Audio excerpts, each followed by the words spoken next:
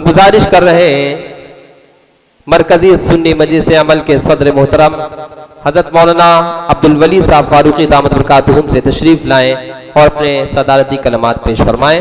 حضرت مولانا عبدالولی صاحب فاروقی دامت برکاتہم۔ بسم اللہ الرحمن الرحیم۔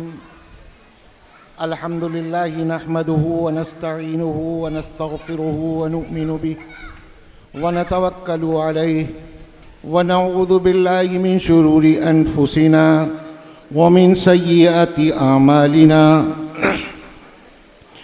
من يهده الله فلا مضل له ومن يضلله فلا هادي له ونشهد أن لا إله إلا الله وحده لا شريك له ونشهد أن سيدنا ونبينا ومولانا محمدا عبده ورسوله صلى الله تعالى على خير خلقه محمد وآله وأصحابه أجمعين رب اشرح لي صدري ويسر لي أمري واحلل عقدة من لساني يفقهوا قولي رب اشرح لي صدري ويسر لي أمري واحلل عقدة من لساني يفقهوا قولي رب اشرح لي صدري ويسر لي أمري واحلل عقدة من لساني يفقهوا قولي أما بعد فأعوذ بالله من الشيطان الرجيم بسم الله الرحمن الرحيم إنا نحن نزلنا الذكر وإنا له لحافظون صدق الله العظيم اللهم أرنا الحق حقا وارزقنا اتباعه وأرنا الباطل باطلا وارزقنا اجتنابه اللهم أرنا الحق حقا وارزقنا اتباعه وأرنا الباطل باطلا وارزقنا اجتنابه اللهم أرنا الحق حقا وارزقنا اتباعه وَأَرِنَا الْبَاطِلَ بَاطِلًا وَارْزُقْنَا اجْتِنَابَهُ آمین۔ ہمارے ہی گھروں میں اسوہ حسنہ کی دولت ہے، ہمارے ہی گھروں میں اسوہ حسنہ کی دولت ہے، اور ہمارے ہی گھروں میں حافظ قرآن ہوتے ہیں۔ حضرات علماء اکرام، برادران گرامی مرتبت، بچوں، بہنوں اور بیٹیوں، آج کا یہ پروگرام مدرسہ اسلامیہ صدیقیہ کی جانب سے ہو رہا ہے۔ اس کا عنوان دیکھ کر کے میں تھوڑا چونکا تھا۔ عنوان اس کا ہے جلسہ دستار بندی و خواتین، یعنی یہ جلسہ دستار بندی ہے اور اس میں عورتوں کی خصوصیت کے ساتھ شمولیت ہے، اور ہونا بھی چاہیے، ہونا بھی چاہیے۔ اس کی وجہ یہ ہے کہ ابھی ہمارے سامنے جو بچے آئیں گے جنہوں نے اللہ کا قرآن، اللہ کا کلام حفظ کیا ہے، یاد کیا ہے، اس میں مردوں سے زیادہ، باپ سے زیادہ ماں کا حصہ ہے، کیونکہ ماں بچے کی پہلی درسگاہ ہے۔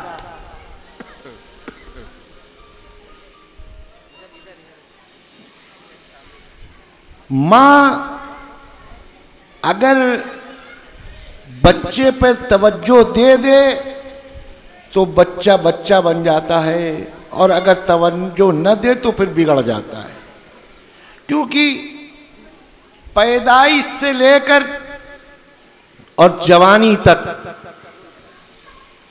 ماں کی تربیت کا اثر ہوتا ہے بچے کے اندر۔ یہی وجہ ہے کہ جن گھروں کی مائیں اپنے بچوں پر صحیح طریقے سے توجہ دیتی ہیں، محنت کرتی ہیں، وہ بچے کسی لائق ہو جاتے ہیں۔ یہ قرآن کریم جس کا حفظ بچوں نے کیا ہے، یہ آسان کام نہیں ہے، جن حفاظ نے حفظ کیا ہے ان کے استادوں سے اور ان بچوں سے پوچھئے کہ کیا جتنے بچے بیٹھے تھے پڑھنے کے لیے ان کے ساتھ میں سب حافظ ہو گئے؟ نہیں، کوئی 2 پارے کر کے بھاگ گیا ہوگا، کوئی 5 پارے کر کے بھاگ گیا ہوگا، کوئی 8 پارے کر کے بھاگ گیا ہوگا۔ اس کام کے لیے تو اللہ انتخاب کرتا ہے، اللہ منتخب کرتا ہے کہ کس سینے میں قرآن کو محفوظ کریں گے اور کس میں محفوظ نہیں کریں گے۔ یہ رتبہ بلند ملا جس کو مل گیا، یہ رتبہ بلند ملا جس کو مل گیا، ہر مدعی کے واسطے دار و رسن کہاں، اور ہر پھول کی قسمت میں کہاں ناز عروساں، ہر پھول کی قسمت میں کہاں ناز عروساں۔ کچھ پھول تو کھلتے ہیں مزاروں کے لیے بھی، ہر پھول دلہن کے گلے کا ہار نہیں بنتا ہے۔ یہ قرآن کریم کی دولت اللہ جس کے دل میں، جس کے سینے میں چاہتا ہے اتارتا ہے، اور جس کے سینے میں نہیں چاہتا لاکھ کوشش کرنے کے باوجود بھی سینے میں اتر نہیں سکتا۔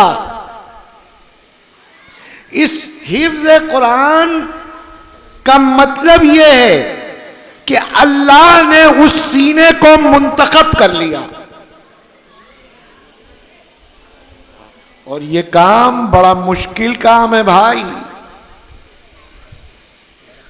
یہ بچے جنہوں نے حفظ مکمل کیا ہے،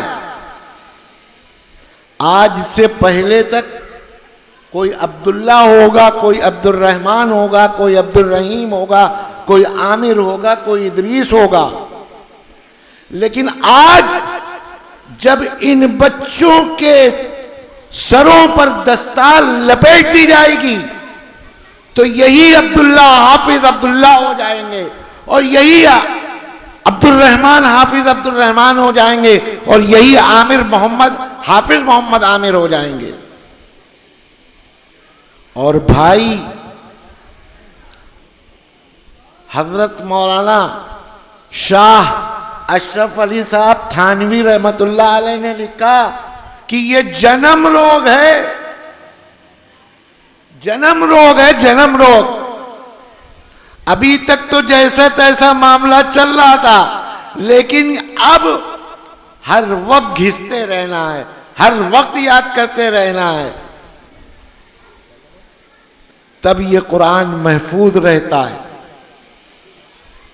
آسان نہیں ہے اس قرآن کو سینے میں اتارنا، کتنی مشکلیں ہوں گی، کس کس طریقے سے ان کے استادوں نے ان کو پڑھایا ہوگا، اور قابل مبارکباد ہیں۔ ہمارے یہاں ابھی بھی ایک سسٹم ہے جس کو ہم پسند نہیں کرتے ہیں، اور ہم نے اپنے یہاں مدرسے میں بالکل قطعی طور پر اس کو روک رکھا ہے کہ بچوں کے ساتھ ان کو مارا پیٹا نہ جائے، مارا پیٹا نہ جائے۔ ابھی ایک روایت چلی آ رہی، صاحب ہم لوگ بھی بہت پٹے ہیں، بہت پٹے ہیں، اور ہمارے حافظ جی جو پڑھاتے تھے تو وہ اتنی زبردست طریقے سے ران میں بکوٹا لکھتے تھے کہ نیل پڑ جاتا تھا، اور سناتے سناتے کوئی غلطی ہو جاتی تھی تو یوں ہی کونی مار دیتے تھے منہ پر، کبھی گھوسا مار دیتے تھے، لیکن محبت بھی اتنی ہی کرتے تھے۔ تو یہ ایک عجیب سلسلہ تھا، اب تو اللہ کا شکر ہے کہ کم ہو گیا ہے، اور میں یہاں کے اساتذہ سے درخواست بھی کروں گا، گزارش بھی کروں گا کہ بچوں کو پیار سے پڑھایا جائے۔ یہ سٹی مانٹیسری اور یہ فلانے اور ڈھماکے اس طریقے کے جو اسکول ہیں، یہاں بچوں کو ٹافیاں دی جاتی ہیں، چھوٹے چھوٹے بچوں کو ٹافی، غبارہ، کھلونا، اس طریقے سے بچوں کو راغب کیا جاتا ہے، اور ہمارے ہاں بچہ جب آتا ہے تو اس کی روح کانپتی ہے، ڈرتے ہوئے آتا ہے کسی صورت سے، گھر والا کوئی پکڑ کر کے پہنچا دیتا ہے، تو یہ چیز ٹھیک نہیں ہے۔ اس کام کے لیے بچوں کو رغبت دلانے کے لیے عورتوں کی ماؤں کی سخت ضرورت ہے، اور میں یہاں کی خواتین کو مبارکباد دیتا ہوں۔ میں جانتا ہوں، میں سنی مجلس عمل کے نام سے جو تنظیم ہے اس کا ایک ذمہ دار شخص ہوں۔ یہاں کی عورتوں کے پاس جب بھی ہم نے کوئی پیغام بھجوایا اور کہلوایا تو عورتوں نے دل لگا کر کے اس کام کو کیا۔ بڑی محنت کرتی ہیں یہاں کی عورتیں، یہاں کی بہو بیٹیاں سب بڑی محنت کرتی ہیں۔ میں ان کو خاص طور سے مبارکباد دے رہا ہوں کہ یہ بچے جو حفظ کر رہے ہیں اور جو حافظ ہو گئے ہیں، ان میں ان کا بہت بڑا دخل ہے۔ اللہ قبول کرے، ان کے ذریعے سے 7 لوگ جنت میں جائیں گے۔ بعض روایت میں تو 10 کی بات بھی آتی ہے، لیکن 7 کا معاملہ تو بالکل ٹھیک ٹھاک ہے۔ تو سب سے پہلے تو ماں باپ ہی جنت میں جائیں گے نا ان بچوں کی وجہ سے۔ اور یہ قرآن کیا ہے؟ یہ اللہ کا کلام ہے، یہ ایمان والوں کا اصول ہے، ضابطہ ہے، ایمان والوں کا قانون ہے۔ میں ایک بات کہتا ہوں اکثر کہ رمضان المبارک کا مہینہ آ رہا ہے، بڑا مقدس مہینہ ہے۔ مسلمان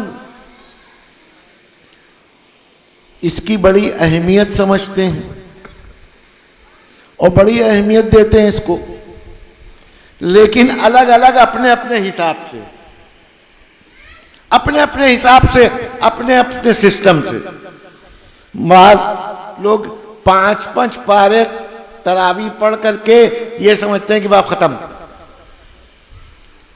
اب ختم ہو گیا کام، پھر اس کے بعد دنیا داری کرو جتنا جی چاہو۔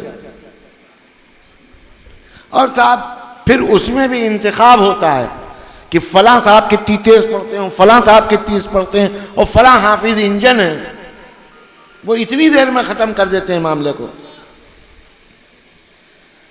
تو یہ سب چیزیں، اور پھر اس کے بعد میں معلوم یہ ہوا کہ صاحب پھر مسجد، ابھی رمضان جب شروع ہوں گے تو مسجدیں ایسی بھریں گی کہ 5 وقت جو لوگ پابندی سے مسجد میں جا کر نماز پڑھتے ہیں ان کو جگہ نہیں ملے گی، ان کو جگہ نہیں ملے گی۔ اور جو کبھی کبھی کے نمازی ہیں، مثال کے طور پر رمضان میں پڑھنے والے، وہ اس تعداد میں پہنچیں گے کہ پھر 5 وقتہ نماز پڑھنے والوں کو جگہ نہیں ملے گی۔ اور جہاں رمضان تھوڑا آگے بڑھا تعداد کم ہونا شروع ہو جائے گی، تعداد کم ہونا شروع ہو جائے گی۔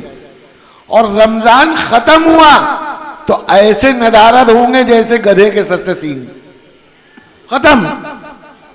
لگتا یہ کہ صرف رمضان عبادت کے لیے، رمضان نماز پڑھنے کے لیے، رمضان کا مہینہ روزے کے لیے نہیں میرے بھائی۔ پہلی چیز جو یہ تراویح ہے، اس کا معاملہ یہ ہے کہ چاند دیکھ کر کے یہ شروع ہوتی ہے تراویح، اور چاند دیکھ کر ختم ہوتی ہے، چاند دیکھ کر ختم ہوتی ہے۔ یہ نہیں کہ 5 دن میں جلدی جلدی پڑھ لی اور اس کے بعد ختم سلسلہ، 6 دن میں پڑھ لی ختم، 10 دن میں پڑھ لی ختم، 9 دن میں پڑھ لی ختم، 14 دن میں پڑھ لی ختم۔ نہیں نہیں نہیں نہیں، تراویح چاند دیکھ کر شروع ہوگی اور چاند عید کا دیکھنے کے بعد ختم ہوگی۔ سمجھ لیجئے خوب قاعدے سے، یہ اللہ کی طرف سے اصول اور ضابطہ اور اللہ کا قانون ہے۔ رہ گیا معاملہ قرآن کریم کا، تو لوگ ملتے ہیں کہتے ہیں مولانا صاحب ہم نے 8 قرآن مجید مکمل کیے رمضان میں، ہم نے 10 قرآن مجید مکمل کیے، ہم نے 5 قرآن مجید مکمل کیے۔ ہم کہتے ہیں نہیں، آپ نہ 8 قرآن مکمل کیجئے، آپ نہ 10 قرآن مکمل کیجئے، آپ نہ 5 نہ 3 نہ 2، آپ آدھا قرآن پڑھ لیجئے، آپ 10 پارے پڑھیے، آپ 5 پارے پڑھیے، لیکن ترجمے کے ساتھ پڑھیے، معلوم تو ہو کہ آپ نے کیا پڑھا ہے، پتہ تو چلنا چاہیے کہ ہم کیا پڑھ رہے ہیں اور اس کا مطلب کیا ہے۔ قرآن تو عربی زبان میں ہے، ظاہر ہے کہ یہ ہماری زبان نہیں ہے، ہم جانتے نہیں ہیں،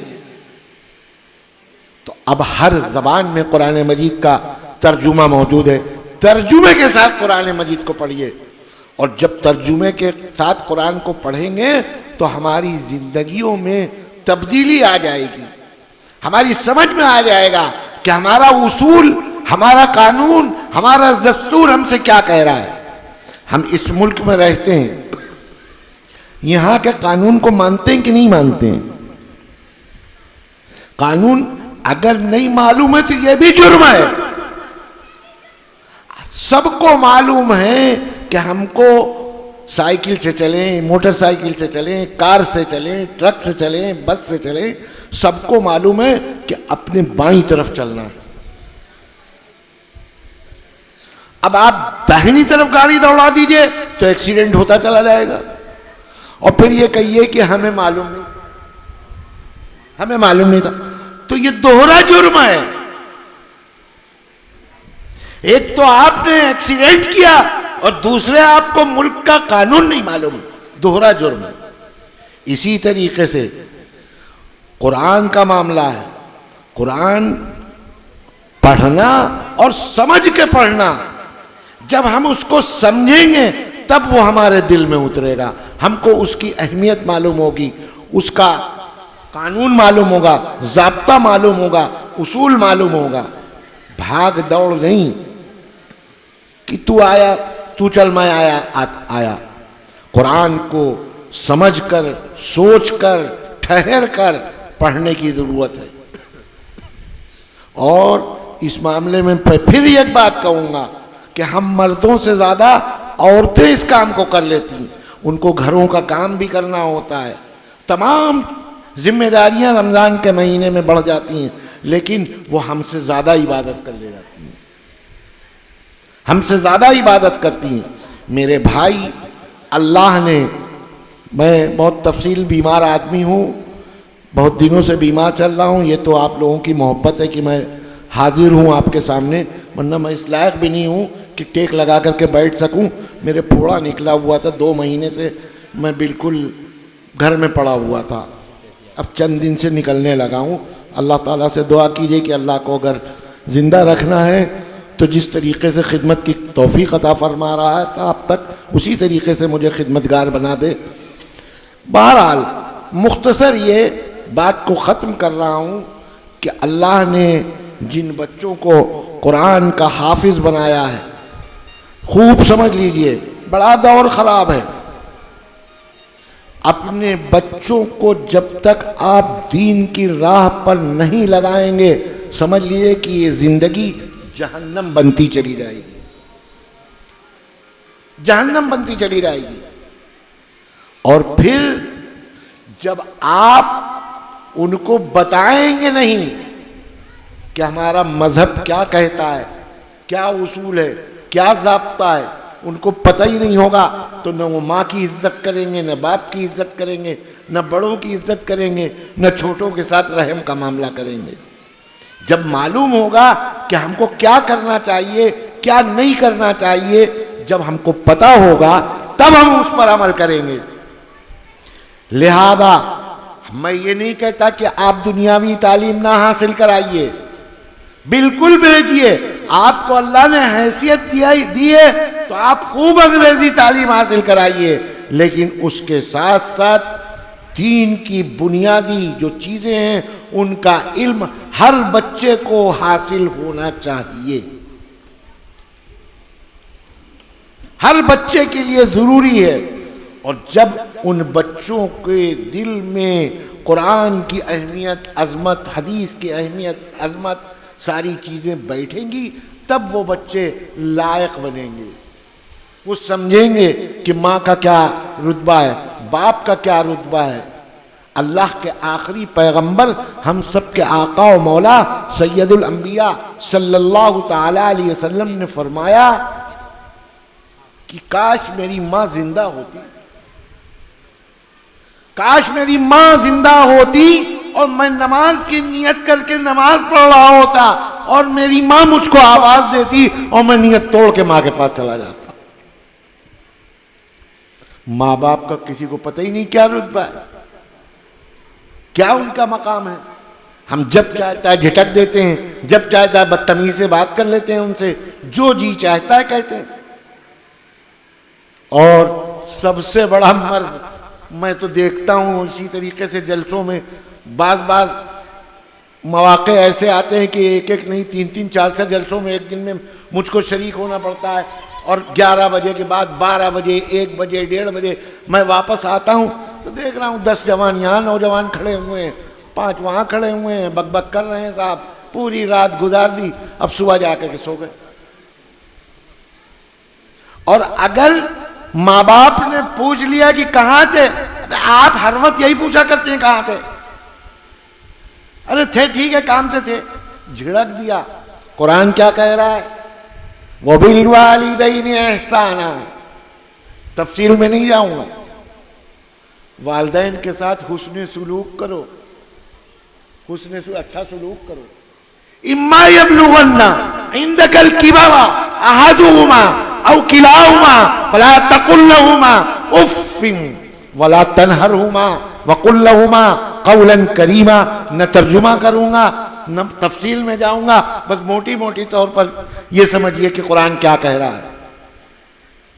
کہہ رہا ہے کہ جب وہ بوڑھے ہو جائیں، ان دونوں میں سے دونوں بوڑھے ہو جائیں یا ایک بوڑھا ہو جائے،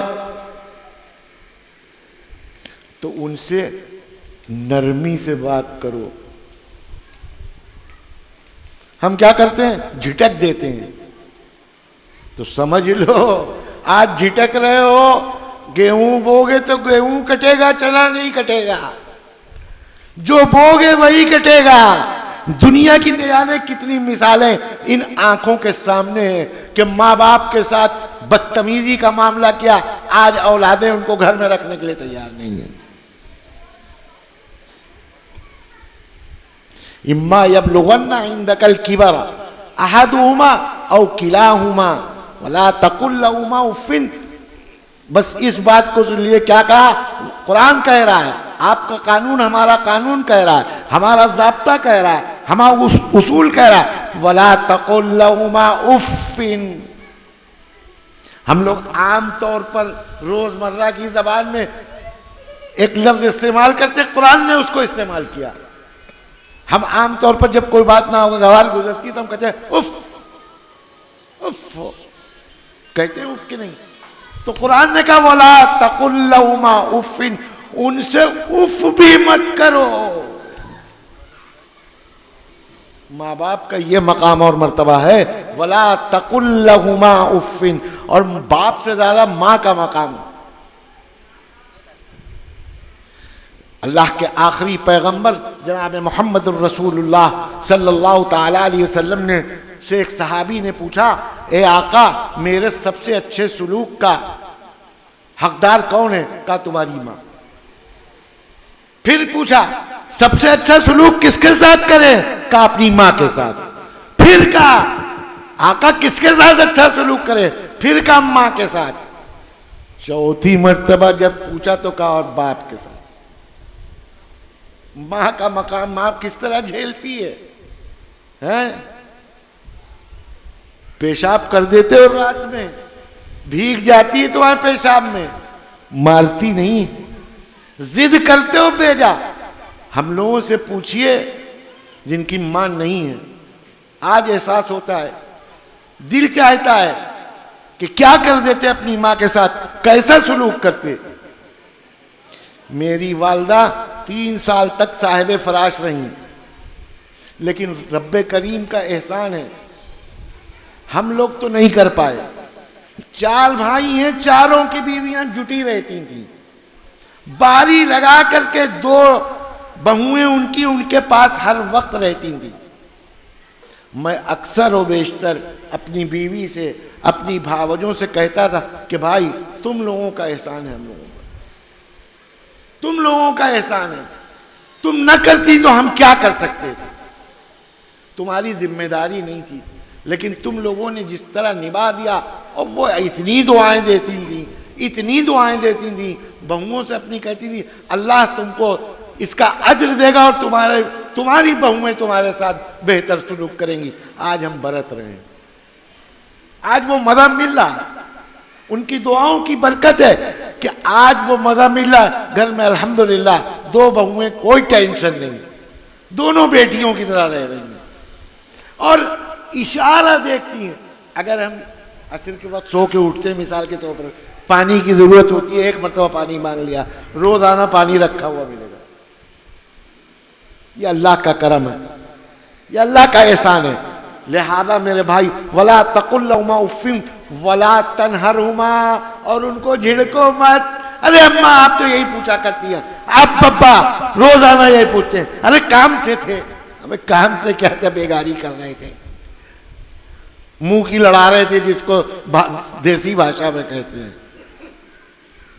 اور کیا کہا وَقُلْ لَهُمَا قَوْلًا كَرِيمًا، ان کے ساتھ جب گفتگو کرو، جب ان سے بات کرو، نیچی آواز میں بات کرو، ان کے ساتھ رحم کا معاملہ کرو، ان کے ساتھ رحم کا معاملہ کرو. نہیں کرو گے کوئی فرق نہیں، جو بوگے وہی کاٹو گے. ان کے ساتھ بدتمیزی کرو گے، تمہارے بچے تمہارے ساتھ بدتمیزی کریں گے. تمہیں نہ جانے کتنے قصے ایسے ہیں، آپ پڑھیے آپ کو اندازہ ہوگا کہ ماں باپ نے بچوں کو پڑھا دیا، صاحب ہائی فائی تعلیم دلا دی، اور پھر ابا جان بیٹے سے ملنے کے لیے گئے تو بیٹا باپ کو پہچاننے سے انکار کر رہا ہے کہ ہماری انسلٹ ہو جائے گی، ہماری بدنامی ہوگی کہ یہ ان کپڑوں میں ہمارا باپ رہتا ہے. انہی کپڑوں میں، انہی حالات میں اس نے تم کو پڑھا لکھا کر کے کسی لائق کر دیا. الحمدللہ ثم الحمدللہ ہمارے مدارس میں اور ہمارے مکاتب میں جو پڑھنے والے بچے ہیں وہ اس طریقے کی حرکتیں کرتے ہوئے آپ کو نہیں ملیں گے. ابھی امتحان ہونے جا رہا ہے ہائی اسکول انٹرمیڈیٹ کا، رزلٹ آئے گا، رزلٹ آنے کے بعد اخبار میں دیکھیے فلاں صاحب نے جان دے دی ٹرین کے نیچے آ کر کے، ٹرین کے نیچے آ کے جان دے دی. کیوں؟ امتحان میں فیل ہو گئے تھے. ہمارے یہاں کا طالب علم الحمدللہ کوئی جان نہیں دیتا ہے، کوئی جان نہیں دیتا ہے. اسکولوں کالجوں کے ٹیچر جان دیتے ہیں، ان کا خرچہ ہی نہیں پورا ہوتا ہے. مدرسے کا مولوی 3000 اور 4000 میں سفید کپڑے پہن کے گھومتا ہے. لوگ کہتے ہیں ان کے پاس کہاں سے آ رہا ہے یہ سفید کپڑے کہاں سے پہن؟ ارے اللہ تعالیٰ اپنے گدھے کو زعفران کھلا رہا ہے، تمہارا اجارہ.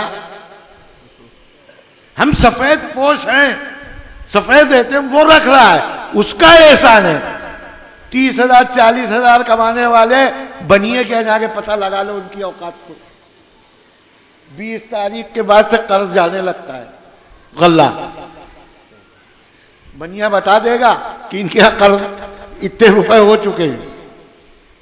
3 لوگ بڑے دشمن ہوتے ہیں، حیثیت کا پتہ لگانا ہے تو 3 لوگ ہماری حیثیت کو بتا دیں گے. ایک گھر کا دھوبی وہ بتا دے گا ان کے پاس کئی جوڑے کپڑے، اور ایک بنیا اور ایک گھر میں کام کرنے والی عورت،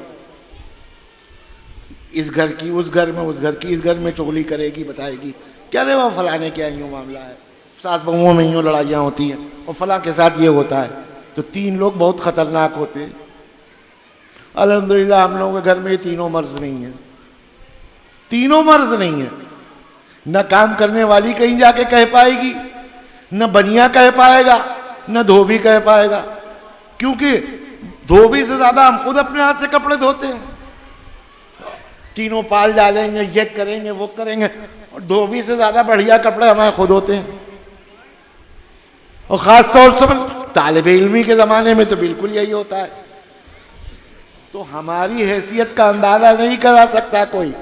ہم کو وہاں سے مدد ملتی ہے، ڈائریکٹ معاملہ جڑا ہوا ہے، اور یہاں دھکے کھا رہے ہیں 40,000 30,000 کما رہے ہیں پھر بھی پورا نہیں ہو پا رہا. ارے کہاں سے پورا ہو؟ نیت ٹھیک نہیں ہے.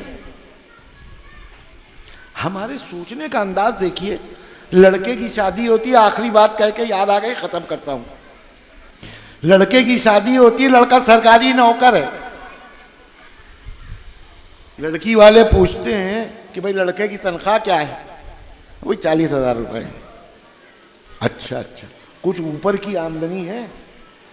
تو کہتے ہیں اللہ کا شکر ہے. بھئی چوٹے, اللہ کا شکر ہے.